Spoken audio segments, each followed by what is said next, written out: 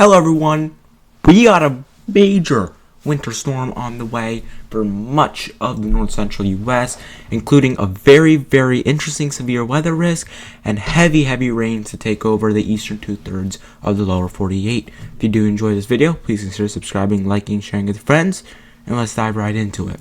So, since we have such an active end to the week ahead, let's start off right with the surface analysis as of 18 Zulu, Thursday, January 8th, 2026. So this will give us a little picture of all the low pressure, high pressure, cold fronts, warm fronts, occluded fronts, all currently in the U.S.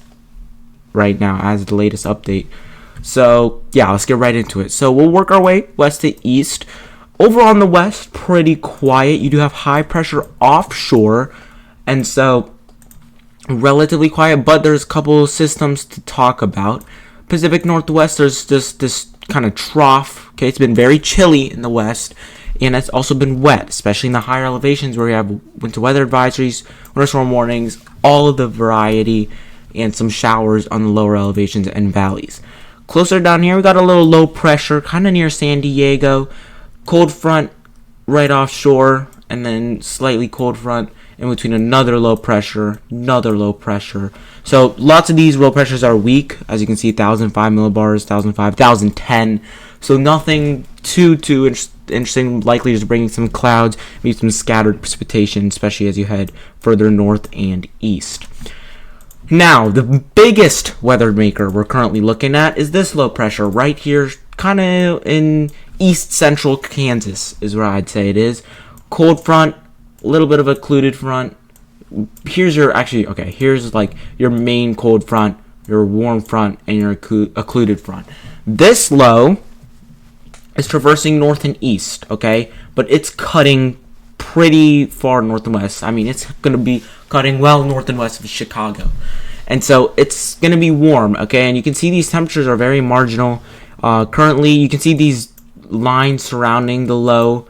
Here we can do a different color. The lines surrounding this low pressure, here I'll draw it in pink, generally are nice and not completely packed together, but they are together, and so it represents pretty substantial low pressure. I mean, 992 sub 1,000, so you know that there's some interesting weather going on with this low. So as it heads north and west, so will this warm front. Cold front will continue to move east, but what I will say, this warm front is racing north and east. It's going to make its way well north. In terms of this cold front, though, it may lag, okay, because we currently have an interesting setup taking place known as a double barrel low. So this low is going to trek its way north and east as another low takes shape in this desert southwest, and that'll track further south and east, probably more like that, and so you get snow further south and east. Okay, so it's a very interesting setup. This low will go north, continue moving north as this cold front continues moving east.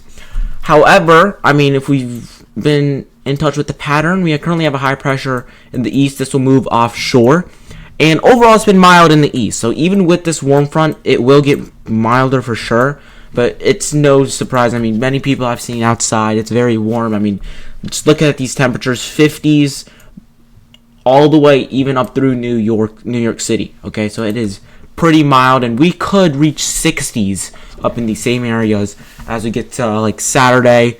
Right through into the weekend is when this kind of warm front really peaks and that low makes its way through. So that's the main weather story we're watching. And then another little kind of low over here, same storm that kind of affected the northeast New England earlier. Got another little high right here. This high pressure is funneling down cooler air further north, and so you could start seeing more wintry weather, or could hold on to wintry weather for these areas over here. So we'll keep an eye on that as well. So let's take a look at those alerts and indices currently going on. Special weather statements over up here in northern Maine. Here, let's go back to, we'll start in the east actually. Some wind advisories. Down here in Florida and portions of Georgia, some dense fog advisories. Flood watches start to take place, as well as some wind advisories as that low begins to take place. Expect these to expand. Over here in the desert southwest, or overall the southwest, especially mainly the higher elevations, winter weather advisories and winter storm warnings, as we have several low pressures here causing this unsettled weather. And then further kind of near the San Diego area, southwest California, southern Nevada, and eastern portions of Arizona, you have your wind advisories and high wind warnings. And then along the mountainous fronts of Oregon and Washington, so winter storm warnings as the low continues, as high mountain snows continue in these areas. We've had this for the past couple of days. North central U.S. some flood watches in portions of Wisconsin. This is with this first low. Okay, same with these winter weather advisories. Even though this low is cutting like this, you could have some winter weather on the extreme northern portions of the side, especially where you get dynamic cooling to take place, and that's especially in this area, UP of Michigan, and northern portions of Wisconsin. So it's going to be interesting to see how that goes there. As well as some freeze warnings currently also taking place in southern Arizona as well. So let's go with the RGEM, okay, Canadian short range model.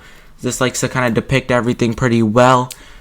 So right now, here's your dynamic low, okay? Low pressure right here. This is tracking north and east, though it is cutting. There you have it. Very dynamic. Some severe weather for sure, heavy rains, but main severe weather show comes with the second low. So this low makes its way through. Here's that dynamic cooling I'm talking about. As you get your 540 line to kind of press southeastward, you get some snow to break out. And over here back in western Iowa could also end with some snow showers, but the heaviest would be further north and east. So right in there, okay, right in the northeastern portions of Wisconsin and east or western portions of the UP, and that heads out and becomes more of a system further out. Maybe even Maine could get clipped with some light snow as it will likely all change to rain and heads out. Then comes your next low. So here's your 540 line. Let's do the same thing we've been doing the last couple videos. We'll do it right now. Our 540 line is right here as of 8 a.m. January 8th. Now we'll kind of go till where our next low is taking place. That 540 line is over here. Okay, this is several hundreds of miles of a difference. Okay, and so it's almost down to St. Louis. St. Louis should be mostly rain with this. Snow in northwestern Missouri, extreme northern portions of Missouri. Kansas City could end up with some nice snow, little bursts of snow.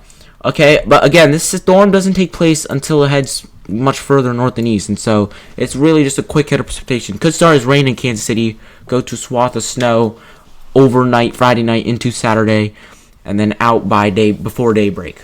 And so that's one thing. So here's your kind of northern piece of energy right here ish. Mainly this part. This is kind of associated with the south. And so even though this will be a dynamic storm, they don't really kind of fuse together until they get further north. That's why you get further impacts further north.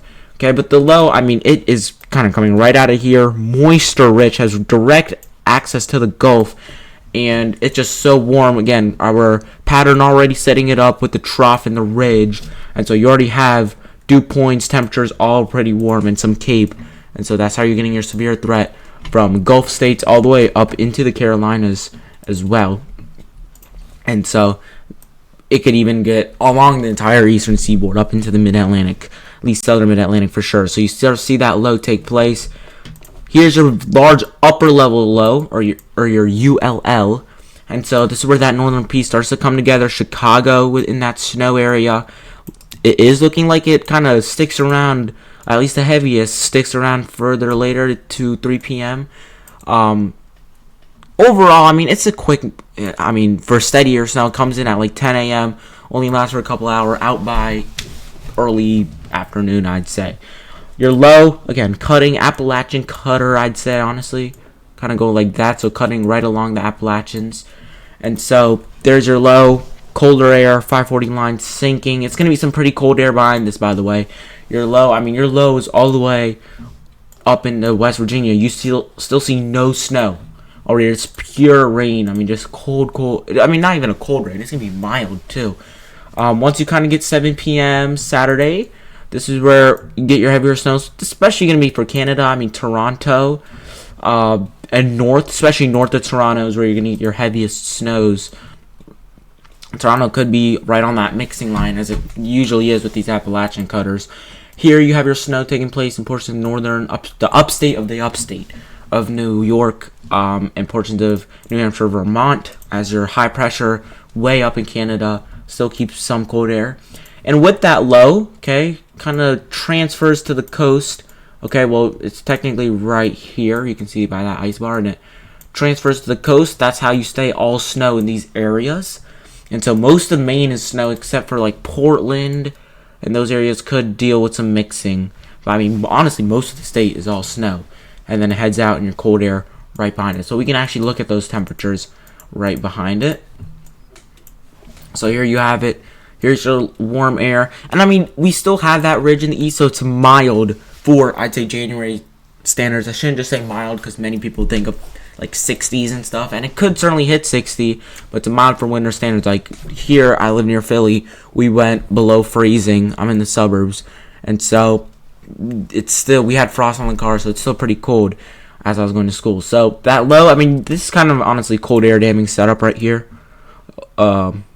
Right through here. This is 1 a.m. Friday the 9th. Here's your kind of front, cold front, I'd say, warm front here, but your cold air, this could be a little bit of battle as you have some cold air damming still trying to take place in areas trying to hold on to cold air.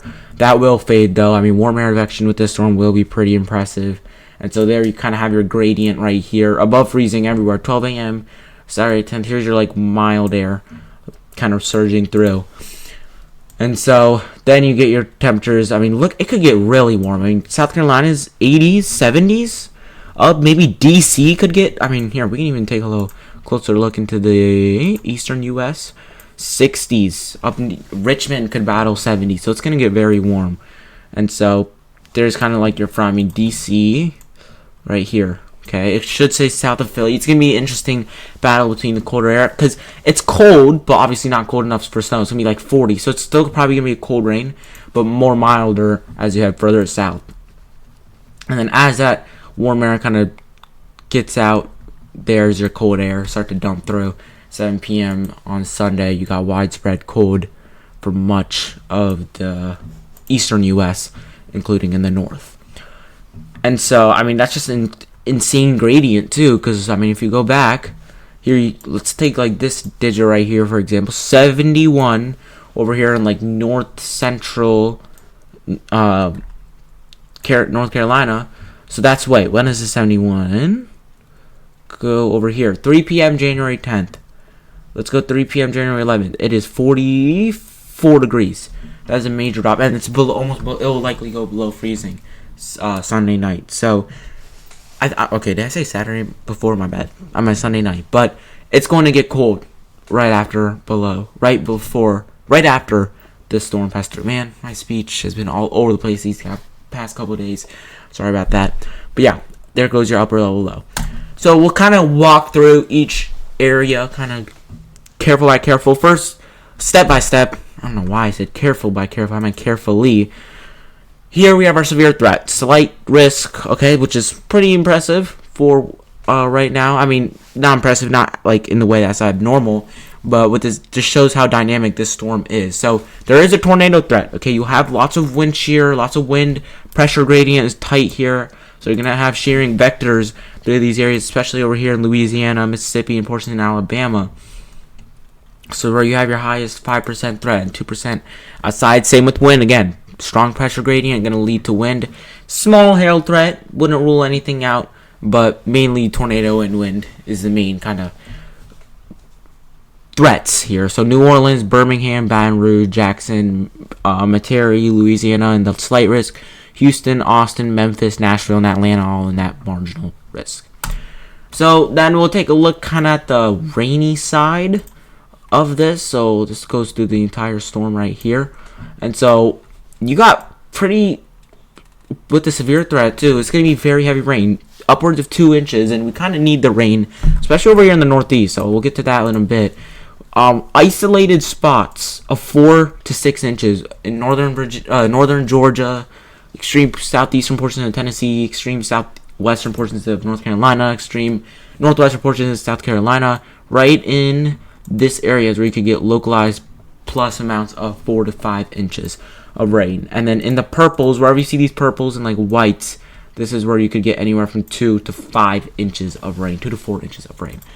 And then it kind of still much needed rain in these areas up here in the mid-Atlantic Northeast, upwards of at least an inch, possibly up to 2 inches. So it's gonna be, it's not like the heaviest of heaviest rain, but I'm just highlighting how it's gonna be raining. We're gonna get some water finally, some precipitation, because we need it. Okay, we've been in a drought in these areas, especially in the Northeast and mid-Atlantic.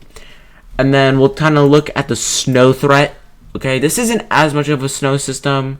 We'll just take a look at it though. By the way, this snow right here is more upslope, and kind of after that upper level trough comes through, upper level low, that's where you get your back end northwest flow events. So let me see if I can back it up a little before that comes in. Kind of associated with storm. So first with the storm, widespread 1 to 2 inches in here with that little kind of piece of energy, and then here over the next few days, if you want your snow jackpot in terms of the eastern 2/3 of the U.S. with that low, it would be over here in the western portion of the UP and northeastern portions of Wisconsin.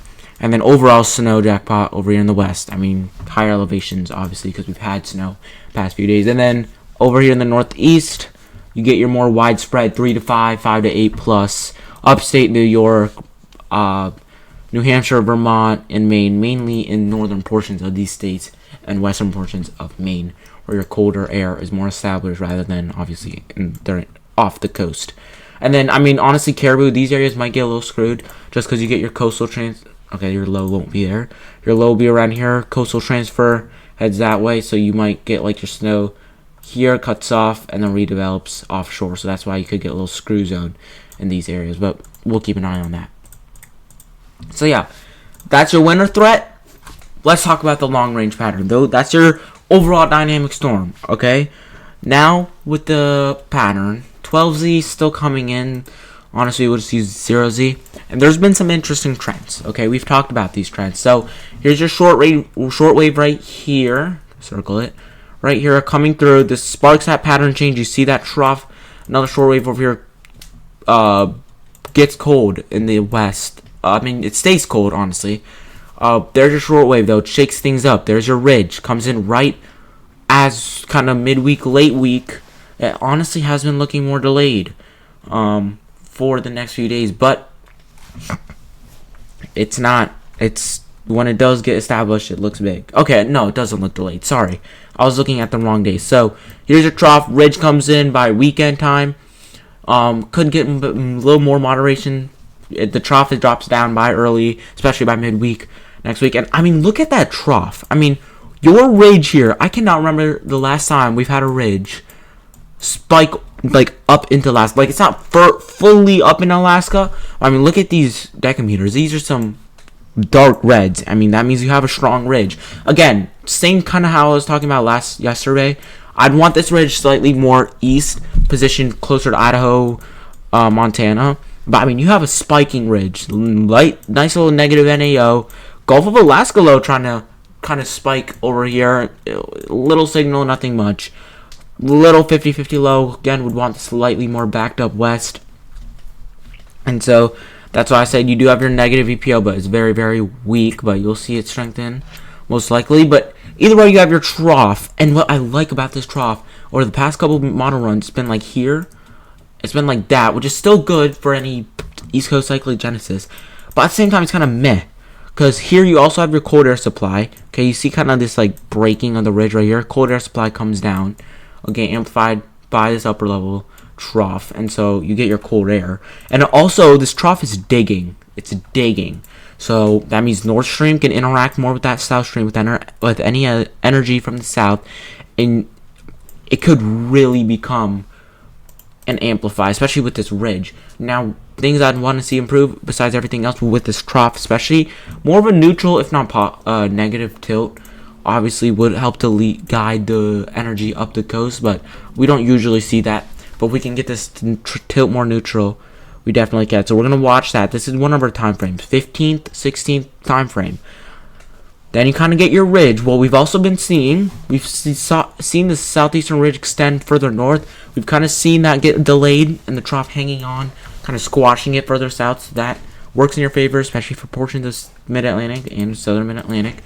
And so once you get to January 20th, your trough right here. This is where you kind of get another good favorable setup. This time your upper level low is more in Canada, so you get further cold air.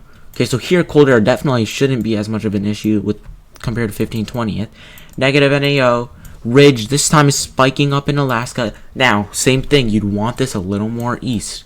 You'd want this east. If you had this ridge spiking, you'd want it to spike. Let me realize. Kind of here. You'd want it to spike in Alaska. Okay, most ideal setup is like. Okay, that's a terrible line. Ideally, oh my gosh, sorry. Okay, you know what? We're just gonna use the thick line. Ideally through here. Ideally, okay, but obviously sometimes everything's not perfect. And so, yeah. But here's your ridge. Still nice and strong ridge. Spiking better technically in Alaska. Negative NAO, southeast ridge right here. And honestly, that can help with the amplification. Still probably want this trough to dig more. And we probably see those trends. It's just a little farther out, 288 hours. So you wouldn't see amplification trends till later on. But we're going to watch this, okay? And still, 288 hours, seeing this ridge this strong and this solid trough signal, that means there's pretty good confidence that we'll have this negative EPO, positive PNA setup. After that gets a little more cloudier. The southeastern ridge looks to flex. It's still technically have a positive EPO, but your trough is trying to retract further back into the west where you get a negative PNA. So this would kind of honestly be cutter type events, but this is way far out. And I mean, we've seen this delayed time and time again. Okay, at the same time, if the southeastern ridge can retract a little, this trough kind of digs further, could get more overrunning in these areas. So it's a lot of things to watch out for. Let's kind of look at each model. We haven't talked to GFS in a while. We haven't seen it. So let's see what fantasies it's showing, just for the funds. Again, not a forecast. Here's your low. What happens after that? Here's your 15/20th threat. Okay, this is what we're watching. Let's take a look at that 500 pattern. Okay, trough right here, like that. Southern energy right there. You got your northern stream. What do I not like? Why does this go out to sea? Because you just saw it. It goes out to sea because this is positively tilted. You'd want this negative, or like neutral or negative. That way it lifts the storm up the coast, guides it almost up the coast. It doesn't go neutral till late. Okay, but it's a close call though. It's a very, very close call. So if we were to go back to rain and frozen, it's a close call. I mean, you're low. It's very close. You see that. Next shot. I mean, energy's just going to be flying around. I mean, when people say it's not going to be active, they're lying to you. Here you have a slightly better setup, okay? Your southern piece of energy isn't as amplified, but your trough is a little more neutral.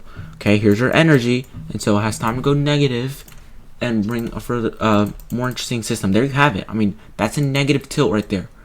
Okay, again, energy not as strong and consolidated, more strung out this time. So you'd kind of want the energy of the previous thing, the trough axis of the last storm, but you get something. Okay, this is a little more interior, but I wouldn't say that. Your 540 line's sunken down, so you'd probably have snow all around. But this would be more light. Doesn't get its act together, obviously. I mean, not obviously, but further until it kind of gets Gulf of Maine and further on. I mean, look at that cold. That is some cold air and pressing. I mean, look at that. That is crazy. I mean, I just had to look at the Northeast. You got single digits and negatives. I mean, you could get into the single digits into the East. I mean, look at that. 9 degrees, 13 degrees near Philly, 9 degrees maybe. Like, it is cold. Okay, this is obviously very, very far out, but just super fun to see this stuff. Okay, again, not a forecast, but here you really get cold air. This is where you really can get overrunning. I mean, GFS shows that. You get some lows to bubble up, overrunning, tight gradient. Here, let's go back to where we were, right here. I mean, look at that. These lines are packed. Look at that 1050 high. Probably won't be that strong, but this is overrunning. Okay, kind of overrun. I mean, you have your one load about to take place here. You get another one here, not super strong, but here's where you can get your ice, snow. This work can get interesting for areas further south, including southern mid-Atlantic. Let's see what the Euro has. Fresh 12Z right out the gate. So first time for me seeing it too. Here you have your system. GFS. I mean, look at this. Oh my goodness, storm energy flying around. Here's your 15th threat. This time for you to look at the Port City. This time your trough's still positively tilted. You don't have any real consolidated piece of solar energy. You still have it. I'd say generally it's in this area, but you don't completely have it. Okay, and if you continue this, it does turn into something, but by that time the trough isn't as favorable, and so you don't get extreme amplification. There's your storm right there. There's your low. You'd want overall just more amplification. 1004, you'd want to sub 1000. That way you could get some precipitation overspread east or west. And then right behind that, this looks a little more favorable. Okay, here you have your southern jet coming a little more alive. Here you still have your positive tilt though. Okay, it's very slightly. I mean, you do have your. It does look more neutral than before, and you have it, but it never goes negative. It never really goes negative. And then you get another trough in the back, kind of steals that energy, so it prevents it almost from going negative. So it does become a storm, but way later. And then after that, some light snows. But there you kind of have your tightening gradient. I mean, even the Euro agrees with super cold temperatures later. Then we'll have to see Qatar. That would be because of that southeast ridge, but I wouldn't completely agree. Just because it's super far out, could be a dynamic storm behind that. It's going to get cold. I know it's going to get cold, but I'd say especially 15th to the 20th. I mean, that is when you have your chances for a coastal storm, and it's been so long. Thread the needle situations with almost everything, even in a perfect pattern. And we definitely don't have a perfect pattern, but it's going to be close. What you want, trough axis to be negative, shortwave to be strong with that northern stream, and just shoot it up the coast. And that's how you get your snow events. So, hope you enjoyed. Have a great rest of the day. Lots to talk about in the next couple of days. Buckle up. It's going to be big next week ahead.